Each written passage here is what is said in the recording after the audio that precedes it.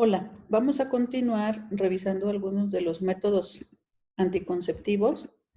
El día de hoy vamos a revisar algo sobre los métodos de barrera, los métodos naturales y los métodos definitivos. Entonces, dentro de los métodos de barrera ya tenemos a tres posibilidades, que son los preservativos o condones, los espermicidas y el diafragma, que si nos vamos en cuanto a uso, la frecuencia de los condones, pues con mucho es el preferido de los jóvenes principalmente, y vamos a ver que, bueno, tiene de los más altos índices de falla. La mayoría de los condones van a estar elaborados de látex, aunque puedes encontrar en el mercado algunos otros materiales como el poliuretano o incluso de ciego de cordero.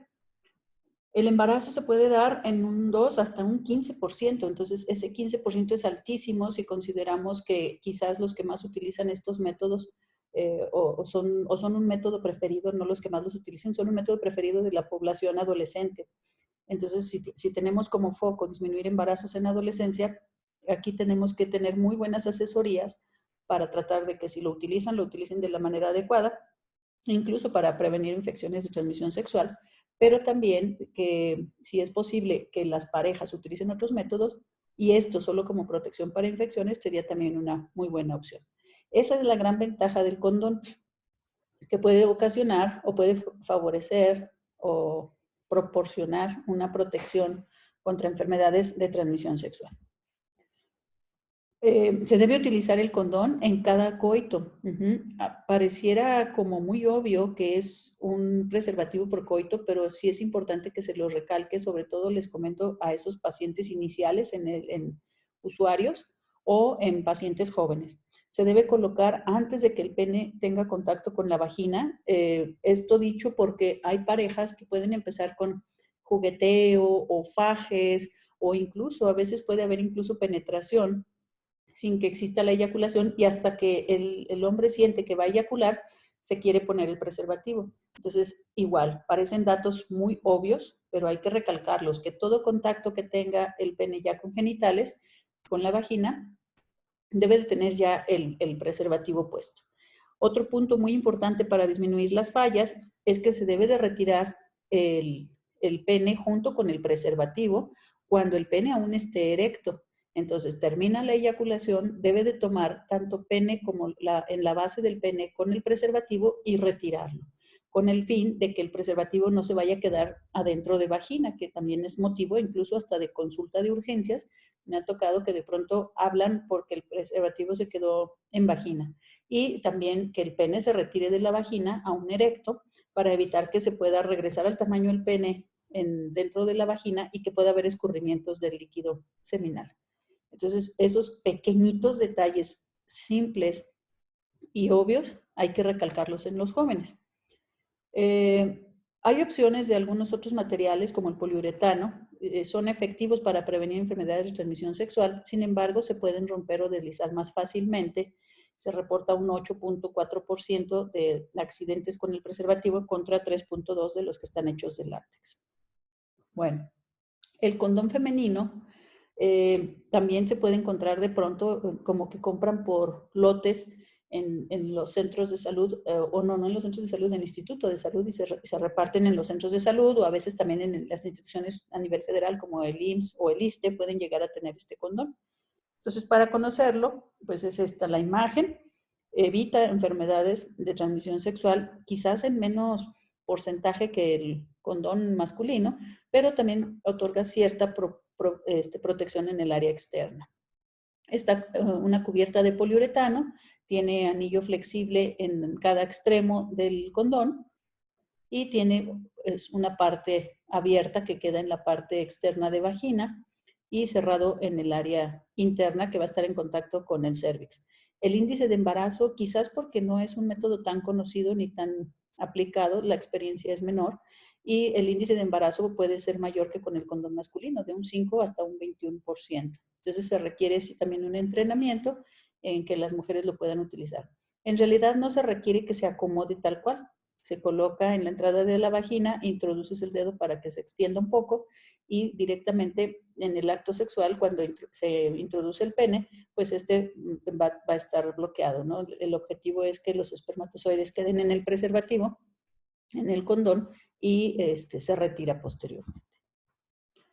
En cuanto a espermicidas y microbicidas, se pueden encontrar en el mercado a manera de crema, de jalea, de óvulos, de unas películas como plásticas pequeñas, como de esas que son de sabor menta, que a veces te colocas en boca para el aliento, pues así puede haber películas con espermicida o a nivel de espumas. Son útiles para una protección temporal, la primera semana de haber iniciado, por ejemplo, hormonales, si no se inició en inicios de ciclo, o cuando se está utilizando, por ejemplo, un método de lactancia y que ya pasaron más de 3 o 6 meses de la lactancia, que disminuye el efecto protector, si no es lactancia de tipo exclusivo, se puede agregar un espermicida para mejorar los porcentajes de eficacia anticonceptiva. Funcionan a manera de barrera física y también de espermicida químico. Se deben de colocar en la parte superior de vagina, lo más cercana al cérvix, que es donde, bueno, los espermas van a tratar de introducirse al cérvix, y se deben de colocar unos minutos antes del coito. La duración máxima del efecto es de 1 hora. De cierta manera, estos métodos pueden ayudar, aunque no ser tan populares, porque tienen un plazo de uso, ¿no? Y de cierta forma limita un poco la espontaneidad de la relación sexual. Es importante evitar duchas vaginales las siguientes 6 horas después del contacto para que no se vaya a barrer también con el espermicida. El contenido principal de los espermicidas es una sustancia conocida como nonoxinol 9. Sin embargo, no existe una protección contra enfermedades de transmisión sexual cuando se utilizan los espermicidas. El uso prolongado tiene algunos ligeros efectos sobre la flora vaginal. Habitualmente no se traducen en más infecciones, pero bueno, puede haber pacientes vulnerables que si lo usan de manera constante pudieran modificar un poco la acidez de vagina.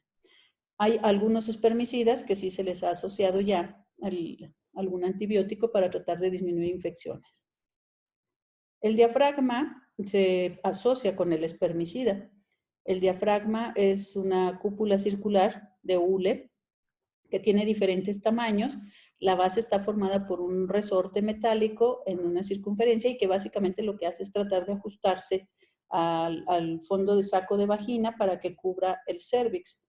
Es efectivo el diafragma si se combina con espermicida, de tal manera que es un efecto mecánico más el efecto químico del espermicida que se debe de colocar en el centro del diafragma y en los bordes y evitar así el que los espermas puedan entrar hacia el cérvix. Se debe de introducir algunas horas antes del coito y se debe aplicar espermicida cada 2 horas o en cada coito. Esto se puede asociar, te digo, el espermicida con el diafragma y quizás te dé una mayor protección. Se debe de retirar 6 horas después del coito. Entonces, no es un método como el condón que se utiliza y se retira, sino que el diafragma se deja, se le está aplicando el espermicida y hasta que hayan pasado 6 horas del coito se puede retirar para evitar que pueda haber espermas ahí todavía libres y que tenga el efecto tanto protector mecánico como el químico del espermicida. 6 a 16% de riesgo de embarazo. Entonces, quizás por eso no sean de uso tan común, porque requiere quizás un poco más de capacitación de ponerlo, porque requiere estar contando el tiempo para estar poniendo el espermicida y pues es un poco más de disciplina, ¿no? Y eso implica fallas. Eso en cuanto a los métodos mecánicos. Si nos vamos a los métodos basados en ovulación, que son los métodos naturales y que también ustedes los deben de conocer bien, ya lo hemos platicado en seminario, son métodos que se les pueden ofrecer a las pacientes o que tienen algún rechazo de los métodos por efectos secundarios o por cuestiones culturales o religiosas o por lo que tú gustes, prefieren utilizar métodos basados en esto, ¿no? Y de los métodos naturales tenemos al ritmo, que es muy popular también entre la juventud, el calendario, que se pueden asociar a ambos, el método de temperatura, que no es un método tan comúnmente usado, se utilizó más cuando se trataba de buscar, al contrario, que pudiera haber embarazo, el moco cervical, que es en lo que se basa el método Billings, y el sintomático térmico, ¿no? Entonces, el método tradicional está basado en ciclos regulares, ya lo habíamos también platicado en seminario. Los ciclos para poder basarse en este método del ritmo deben de ser de 26 días a 32. En pacientes que tienen ciclos más cortos o que tienen ciclos muy largos, más de 32 días, es difícil poder establecer este método porque serían muchos días de abstinencia y no sería tan funcional. Se debe determinar previo a utilizar este método cada cuando la paciente regla. Entonces, debería de la paciente planear por lo menos un año de anticipación para que fuera más seguro cada cuando tuvo sus menstruaciones. Determinando un año de duración los ciclos, entonces le va a restar 18 días al ciclo que haya sido más corto y 11 días al ciclo que haya sido más largo. El objetivo es que se evite el contacto sexual entre el día 8 y 19 de ciclo, pensando en que la ovulación pudiera adelantarse o atrasarse, porque ya durante el ciclo menstrual estudiamos que en general es en promedio 14 días antes de la menstruación, que es el ciclo más constante, la fase secretora, la fase secretora o la fase lútea a nivel ovárico. Entonces, hay que evitar el coito entre el día 8 y 19. Y se recomienda que exista abstinencia periódica o rítmica durante este periodo, si es que se va a basar en este método del ritmo. Sin embargo, tiene un porcentaje de fallas alto, 20% de embarazos son por este método. Y si se tuviera una disciplina muy adecuada, pudiera ser una falla de un 3.6%. Y puede ser utilizado a favor del embarazo. El óvulo solamente puede fecundarse 24 horas en promedio, de 12 a 24 horas después de su liberación, pero la viabilidad de los espermatozoides, recuerda que pueden ser de 3 a 5 días en el moco cervical, por lo tanto, por eso se da ese lapso de abstinencia. Los estudios que utilizan pruebas hormonales pueden ser sensibles y también el ultrasonido. Se ha establecido que una mujer es fértil desde 5 días antes de la ovulación hasta 24 horas posteriores a la ovulación. Entonces, por eso es que 6 días en total por ciclo, esa paciente estaría como más susceptible a poderse embarazar y son los que protegemos. La probabilidad de embarazo por relaciones sexuales sin protección 5 días antes de la ovulación sería aproximadamente un 4% si se tienen relaciones 5 días antes de la ovulación. Si se tienen relaciones 2 días antes de la ovulación, la posibilidad de embarazo va de un 25 a un 28%. Y si se tienen relaciones sexuales durante las 24 horas posteriores a la ovulación, un 8 a 10%. El resto del ciclo en realidad es un 0% de posibilidad de embarazo. Entonces, ese es el fundamento y el objetivo de evitar las relaciones sexuales en estos periodos. ¿Quiénes son candidatas a utilizar este método de ritmo? Bueno, mujeres, como ya lo comenté, que no desean otro método por motivos ya sea de salud, no sé, trombosis, hepatopatías, todo lo que hemos hablado de las contraindicaciones, o personales, creencias culturales, a veces porque ven a la pareja pocas veces, a veces porque la pareja no quiere utilizar el preservativo porque siente que cambia su sensibilidad, pero tiene que ser una decisión consensuada de pareja. Mujeres candidatas también van a ser aquellas que conozcan sus cambios fisiológicos, entonces estás de acuerdo que no cualquier persona puede hacer esa disciplina, debe conocer sus cambios fisiológicos y lo más importante, que sea capaz ella y su pareja de abstenerse en los días que son de alta fertilidad o de utilizar métodos de barrera si es que no pueden o por condiciones que tú gustes esos días son los únicos que pueden tener relaciones porque eres la única época en que viene la pareja, no sé. Entonces, que sean capaces de abstenerse o que sean capaces de responsabilizarse de utilizar otro método. Y obvio, es un método que se va a compartir, entonces la pareja debe de estar dispuesta a cooperar. Las contraindicaciones relativas, bueno, el deseo de un anticonceptivo que sea altamente confiable y eso tú también se lo tienes que informar a la pareja. Si no importa que falle el método porque son cálculos, pero pues tú sabes que finalmente se está exponiendo.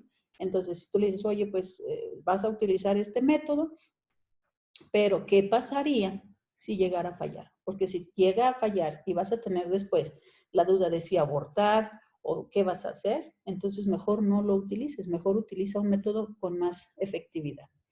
Tampoco es adecuado en pacientes que tengan menstruaciones irregulares, en donde sepas que tu pareja no va o tú como usuario no vas a apoyar esos días de abstinencia. Y también, aquí bueno, está mal escrito, perdón, el deseo de protección de infecciones de transmisión sexual, porque tampoco está protegido. Entonces, esas serían unas contraindicaciones relativas. Otro método que se pudiera utilizar es el de la temperatura, en donde se ha observado que existe una pequeña elevación de temperatura antes de la ovulación. Este método es muy seguro, fíjate, el índice de embarazos es solamente del 2%, pero lo que pasa es que en este se sugiere que exista una abstinencia desde el primer día de la menstruación hasta 3 días después de que se elevó la temperatura. Entonces, si la temperatura se eleva un poquito antes de la ovulación, estamos hablando como de un día 14, si fuera un ciclo de 28, y sería 14 más 3 días, sería 17. Entonces no podría tener relaciones desde que deja de menstruar todo el ciclo menstrual hasta que deje de menstruar y como hasta el día 17, 18. Si la paciente su ciclo lo tiene de 28 días, pues le quedarían solamente como 9 días para poder tener relaciones. Eso hace que tenga una alta efectividad, pero aún así, 2% en pacientes se pueden llegar a embarazar. Método natural muy conocido y difundido por los católicos es el método Billings, que esto está basado en los cambios cíclicos que existen a nivel del moco cervical. Entonces, en este método bien llevado, también la posibilidad de embarazo es baja, pero no nula, hasta de un 3%. Y hay un estudio que se hizo en China, en donde bueno, los chinos son más disciplinaditos, y ellos lograron incluso porcentajes de efectividad muy similares a si estuvieran tomando hormonales. Esto se basa en que la paciente no puede tener relaciones sexuales diarios y pierde validez si existe un proceso de infección vaginal. ¿En qué consiste? Bueno, la paciente todos los días al levantarse, lo primero que hace es ir y checarse, ir al baño, checarse qué tan húmeda está. Acuérdense que el moco del cervix va a tener influencia hormonal también. Entonces, cercano, si me gustaría que recordaran la imagen que vimos en el ciclo menstrual, lo que era aplicado al método del moco cervical, del ciclo cervical, y entonces cercano o después de la menstruación es un moco espeso. Conforme se va acercando la ovulación, el moquito cervical se va haciendo más filante, más babosito, como babita de nopal. Entonces, la paciente lo primero que hace al despertar es ir y checarse. Si hay un moco espeso, ese día puede tener relaciones sexuales. Al día siguiente no debe tener relaciones sexuales para esperar a que el líquido seminal que se quedó en vagina salga lo más posible. Al tercer día igual va al baño, de mañana se revisa, todas las mañanas se revisa, y si el moco es más bien seco o hay poca cantidad de moco o es espeso, puede tener relaciones sexuales. Hasta el momento en que la paciente detecte que el moco se está haciendo filante, como babita de nopal, ahí debe haber abstinencia. Y el método Billings original dice que no puedes utilizar preservativo, sino abstinencia, porque el preservativo pudiera modificar características del moco cervical. Entonces, también recomiendan que no se tengan más 2 coitos al día.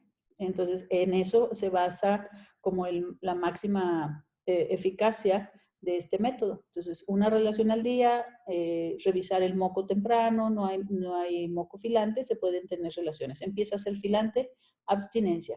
Al día siguiente se vuelve a revisar, filante, abstinencia. Al día siguiente se revisa, empieza a ser ya espeso, pudiera tener relaciones sexuales. Y en eso se basa. Si hay infección, te digo, ese mes no se puede utilizar. Y hay un grupo de pacientes que quizás también estén limitadas en el uso del Billings, que son las pacientes que tienen eversión glandular, que son las famosas úlceras del cuello. Cuando veamos lo de colposcopía, vamos a ver algunas imágenes de cervix. Y esas glándulas evertidas en el cervix hace que la paciente todo el tiempo tenga flujo e incluso infecciones frecuentes. Entonces, estas pacientes también van a estar un poquito limitadas en el uso del Billings. Se puede hacer combinaciones de algunos efectos o de algunos parámetros. Por ejemplo, el sintomático térmico va a combinar esta moco, sería como combinar el Billings, y a lo mejor al inicio, en lo que la paciente se conoce, se puede combinar con temperatura y también con el ritmo. Y entonces, si la paciente está en un día 3 o 4 del ciclo, se checa su temperatura, se checa tanto calendario como moco, cuadra en que todo está a favor de que no hay riesgo de embarazo. Cuarto, quinto día de ciclo, temperatura baja y moco cervical espeso. Y a mitades de ciclo, por fecha, empieza la paciente a detectar que su temperatura cambia y además ve el moco cervical más filante. Entonces, se está combinando las tres características para mayor efectividad. Sobre todo en pacientes que inician, les recuerdo, en pacientes que inician y que todavía no conocen bien todos sus cambios. Existen equipos que venden que lo que hacen es detectar elevación de la LH en orina y lo que hace es que todos los días se checa su orina y también cuando existe esta elevación de la LH que se eleva un día antes de la ovulación, a la paciente le aparece incluso, son como indicadores en semáforo, en donde en verde quiere decir que puede tener relaciones sexuales y si llega a un cierto nivel de LH, te va a poner el semáforo en rojo. Y entonces esos días abstinencia, que también pueden ser de apoyo, no se consiguen estos aparatos así como que en cualquier lado, hay que buscarlos en internet. En algún tiempo, por ejemplo, los llegaron a vender en Costco o en Sanborns, pero actualmente pues es más búsqueda en internet y venta, ¿no? Y que pueden ser de apoyo cuando las pacientes inician. También existen aplicaciones en donde se han hecho incluso estudios prospectivos en donde se ven los ciclos, se han incluido 18.500 mujeres y el ciclo en esa aplicación te va diciendo cuáles son tus días fértiles y se han reportado un índice de embarazo en el uso típico cotidiano de 6.9 embarazadas por cada 100 usuarias. Entonces, bueno, lo mismo si la paciente tiene esa habilidad de utilizar la aplicación, pero aparte conocimiento de su cuerpo, puede combinar los métodos. No es de que a fuerzas tenga que ser uno u otro, pero sí que sepan que puede haber un porcentaje de falla. Y un método muy rutinario, luego también de algunas parejas, es el coito interrumpido, sobre todo cuando les agarran como las sorpresas y las relaciones no planeadas, es el coito interrumpido. El varón retira el pene de la vagina cuando siente que va a eyacular. Evita el eyaculado intravaginal. Es un procedimiento poco seguro, quizás de los que tengan más altas posibilidades de falla.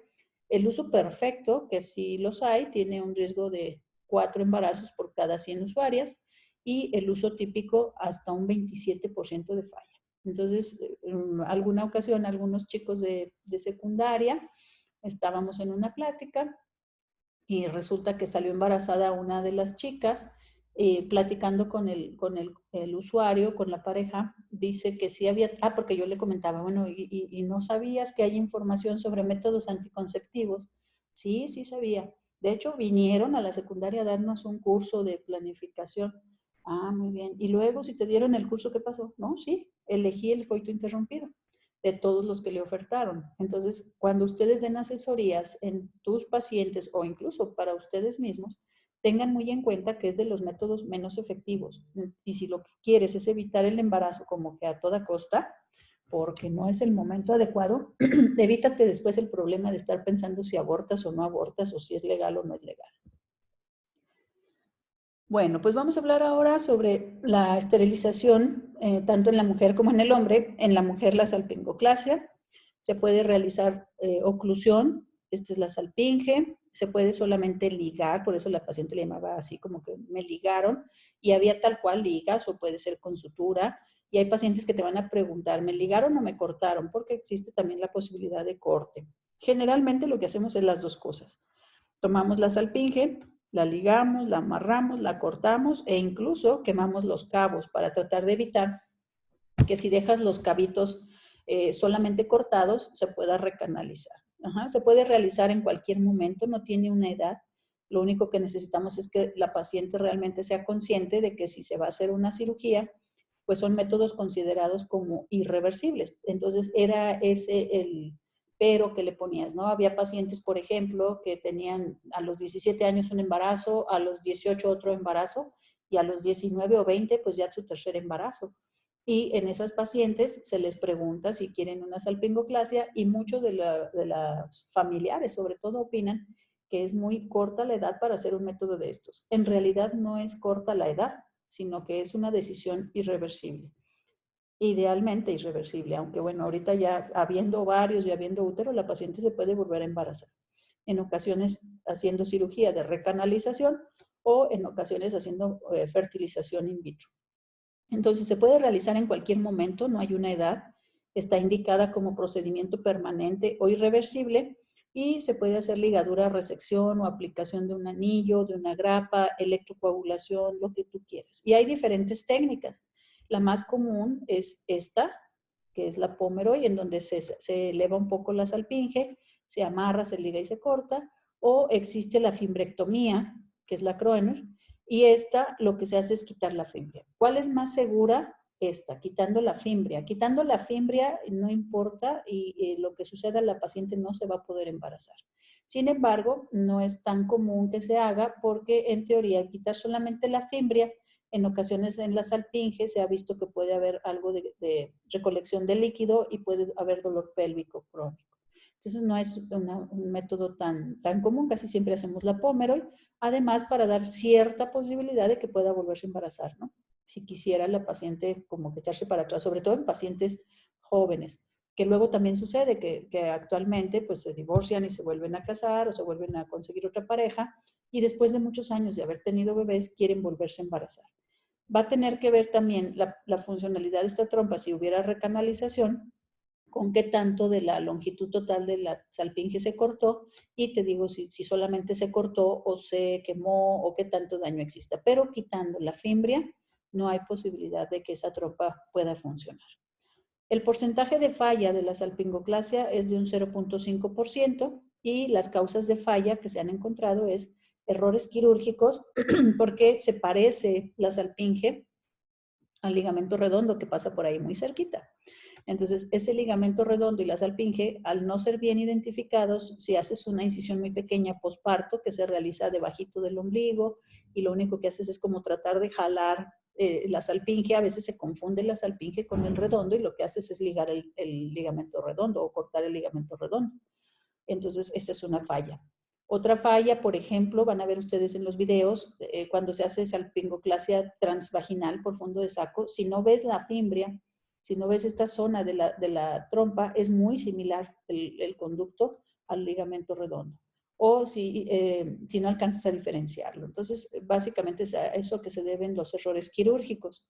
Otra posibilidad de que exista recanalización es lo que les comentaba, hacer el corte, hacer la ligadura, pero en ocasiones estos pequeños bordecitos se atraen y se vuelve a recanalizar. Y si no quitamos una cantidad importante de la trompa, esta trompa queda funcional, entonces pudiera llegar a haber embarazo.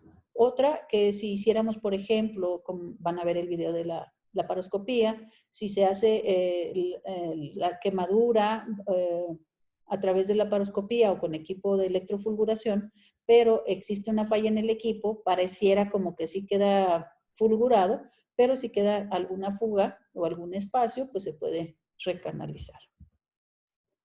Complicaciones a largo plazo de la salpingo, pues que se pueda recanalizar, pero en ocasiones además queda como cicatrizada la salpinge y en ocasiones puede haber embarazos ectópicos porque no quedan ni la longitud ni la función normal de la salpinge. Otro síndrome que se puede llegar a presentar es el síndrome post-salpingoclasia, en donde las pacientes van a reportar cantidad mayor de sangrado o mayor días de sangrado, te digo, puede ser cantidad o días, o en ocasiones me ha tocado ver, y que es parte de este síndrome, que la paciente antes menstruaba 5 días o 6 y ahora menstrua esos 5 o 6 días, pero le queda un manchadito terroso, cafezoso, a veces hasta el día 10 o 12 del ciclo. No es en todas las pacientes, pero es parte de los efectos secundarios y la paciente lo debe conocer. Y algunas otras van a reportar mayor intensidad en el dolor tipo menstrual de dismenorrea primaria, posteriores a la salpingoclasia. Y podemos dar manejo antiinflamatorio o en ocasiones damos 1 o 2 ciclos con un hormonal combinado y en ocasiones les puede funcionar. En cuanto al varón, pues aunque existen ya algunos métodos, de hecho en la revista Lux Médica hay un artículo de sus compañeros estudiantes de medicina en donde están proponiendo algunos otros métodos para el varón, pues hoy por hoy la vasectomía es el método junto con el condón que son muy disponibles y conocidos para los hombres. También como un método irreversible, idealmente la vasectomía, y se puede hacer a través de una incisión que puede ser con o sin bisturí, van a ver los videos la diferencia. Se hace una pequeña incisión en el escroto, se selecciona los conductos deferentes y se cortan esos conductos deferentes, de tal manera que se bloquea el paso de los espermas desde los testículos. Se puede realizar con anestesia local. El procedimiento, en realidad, teniendo la experiencia, es muy sencillo, no requiere incluso hospitalización, se hace de manera ambulatoria y 20 veces menos complicaciones que un método que fuera exprofeso para la salpingoclasia, porque la paciente sí tiene que entrar a quirófano, porque requiere anestesia, etcétera. Quizás la salpingoclasia sea un método muy adecuado cuando ya estás haciendo cirugía, estás en cesárea, pues es muy fácil, ya estás ahí. Pero que de una paciente ambulatoria, una OTB de intervalo, pues sí tiene más complicaciones que la vasectomía. El problema es mucho de convencer a los varones de que se hagan este tipo de cirugía. La esterilidad, eso también es bien importante que lo tengas en cuenta y que ya lo sabes, pero sí que puedas asesorar a tus pacientes, es que la esterilidad no es inmediata. Acuérdate, se forman sí aquí, pasan por el conducto deferente, que es lo que se va a cortar, pero todo el trayecto posterior a esa ligadura, pues está cargada de espermas. Entonces la esterilidad se va a llevar entre 2 a 3 meses o 20 eyaculaciones. Ya tú sabrás si quieres hacer las 20 eyaculaciones en 3 días y ya hacerte tu cuenta espermática o más o menos un periodo de 2 a 3 meses. Se recomienda que para que puedas considerar que el método fue exitoso, obtengas 2 cuentas de espermatobioscopía y que estén en azospermia, que no tengan espermas, como para que realmente el paciente pueda confiarse. Hay muchos hijos también de pacientes con vasectomía y que, bueno, se puede prestar hasta dudas de pareja, ¿no? El índice de fracasos es de 1% y estos se pueden explicar por una sección incompleta o lo mismo que en la salpinge, que se pueden dejar los cabos disponibles y que puedan recanalizarse. En la vasectomía, aunque se considera un método definitivo, lo mismo que en la mujer, puede haber pacientes que después de un cierto tiempo cambian de pareja y quieren volverse a operar. Sí puede ser factible, aunque hay que considerar que a mayor tiempo de duración de la vasectomía se van a producir anticuerpos antiesperma y entonces a veces, aunque se recanalizan, estos anticuerpos impiden que los espermatozoides se muevan y continúa el problema. En estos casos, pues se puede valorar incluso la obtención de espermas directo de testículos y por medio de fertilización in vitro hacer la posibilidad del embarazo. Otra cosa que me gustaría comentar y que a veces los pacientes ponen como miedo a hacer la vasectomía es el riesgo de cáncer testicular o incremento de infartos. En realidad, al momento actual no hay datos convincentes de estudios realmente de peso que puedan hacer cambiar esta postura. Entonces son estudios aislados que puede haber incremento de cáncer o de infartos, pero no existen datos convincentes en la actualidad. Y bueno, jóvenes, después de ver todos estos métodos anticonceptivos, si no tenemos realmente una opción, una visión y una consejería, pues bueno, estaríamos enfrentados a los embarazos y los bebés son muy hermosos siempre y cuando estén planeados, estén deseados y que sean cuidados. Y ese es el gran trabajo que tenemos como asesores en métodos anticonceptivos, que si la pareja no está ni planeando, ni deseando, ni con la posibilidad de embarazarse, pues poderlo asesorar para que llegue en el mejor momento y no estar con pleitos de si se aborta o en qué momento se aborta, porque para mí, desde mi punto muy particular de vista, el que estemos pensando en abortar es por un rotundo fracaso en nuestro trabajo como asesores de planificación familiar. Entonces, no dejen este tema de lado. Por favor, analícenlo cuando les toque a ustedes hacer políticas públicas, que ya están muy cerquita. También vean la forma de trabajar y mejorar estos resultados. Les agradezco su atención y que tengan bonito día.